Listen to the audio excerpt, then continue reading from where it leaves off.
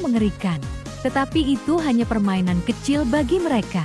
Kalau dewa sejati yang menyerang, ia tersenyum tipis. Laut Timur yang sedalam 30.000 meter bisa mengering dalam semalam. Tempat yang kini menjadi bagian timur runtuhan besar dahulu adalah lautan, tetapi berubah menjadi daratan hanya dalam satu malam. Mendengar itu, bulu kuduk, Eternal Peace Imperial Preceptor, berdiri. Aku telah melawan surga tinggi sepanjang hidupku, lanjut kepala desa. Namun yang berada di balik surga tinggi jauh lebih menakutkan. Tatapannya jatuh pada bekas luka di lengan dan kaki yang telah terputus. Aku hanya punya 2 atau 3 tahun lagi. Sekarang kau telah memahami jalan pedang, dan kelak mur juga akan tumbuh. Setelah aku meninggalkan reruntuhan besar, orang-orang surga tinggi pasti akan datang mencariku. Aku akan melawan mereka sekali lagi. Nada bicaranya tenang, tetapi semua orang dapat merasakan tekad di balik kata-kata itu. Kaisar manusia tidak mati di atas ranjang. Ia tersenyum tipis. Ranjang bukanlah tempat peristirahatan terakhirku. Eternal Peace Imperial Preceptor mengangkat kepala. Suatu hari nanti pasukan kekaisaran perdamaian abadi akan menginjak surga tinggi. Namun sebelum itu, ia menunjuk ke depan. Kita akan merebut Helan Pass. Tak lama kemudian, sebuah kereta mewah tiba. Kinmu membantu kepala desa naik ke dalam kereta. Sementara Eternal Peace Imperial Preceptor sendiri menjadi kusir. Perjalanan ke Helan Pass masih cukup panjang. Mari kita lanjutkan pembicaraan di sana. Kripo mengambil buku emas di atas meja lalu melemparkannya kepada Kinmu. Ini buku Grandmaster. Entah teknik jahat apa yang tersimpan di dalamnya. Kinmu menangkapnya sambil menggeleng. Bukan, ini milik keluarga Ken. Grandmaster hanya mencurinya. Kripo mendengus. Kalau begitu kau memang kurang berbakat sebagai pencuri. Sudah mempelajari seni tangan pencuri surgawi, tapi masih bisa dirampok. Kinmu tertawa.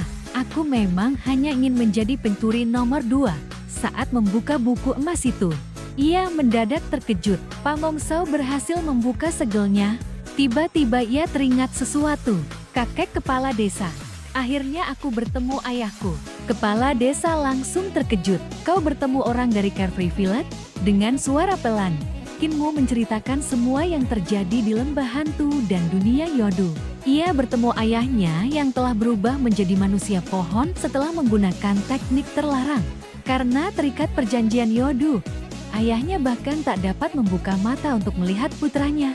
Meski hanya sebentar, ia sempat mengajarkan banyak hal sebelum mereka kembali berpisah. Semua yang mendengarnya terdiam. Rahasia lembah hantu dan dunia Yodu terlalu aneh sekaligus menakutkan. Eternal Peace Imperial Preceptor pun sangat terguncang. Ia baru menyadari bahwa bukan hanya Kinmu memiliki bakat luar biasa, tetapi ayahnya juga merupakan sosok yang mendekati dewa. Ia teringat perkataan para penghuni Little Jade Capital bahwa hanya orang-orang Carefree Village yang jembatan surgawinya masih terhubung ke surga. Kalau begitu, bukankah jembatan surgawi Kinmu juga akan terhubung ke sana suatu hari nanti? Namun Kinmu sama sekali tidak memikirkan hal itu. Seluruh perhatiannya tertuju pada buku emas di tangannya. Sementara kereta terus melaju, armada kapal terbang Kekaisaran Perdamaian Abadi telah menghancurkan seluruh pasukan barbarian di Empire. 14.000 meriam True Origin menghujani musuh tanpa ampun, membuat moral mereka runtuh. Sword Hall Master Jian Shensheng bersama Jenderal Yuan Chuyu memimpin armada itu seperti pedang raksasa yang membelah medan perang. Pasukan barbar porak-poranda dan melarikan diri menuju Helan Pass. Apa yang terjadi berikutnya hanyalah pembantaian sepihak. Kereta yang dikendarai Eternal Peace Imperial Preceptor sengaja melaju perlahan.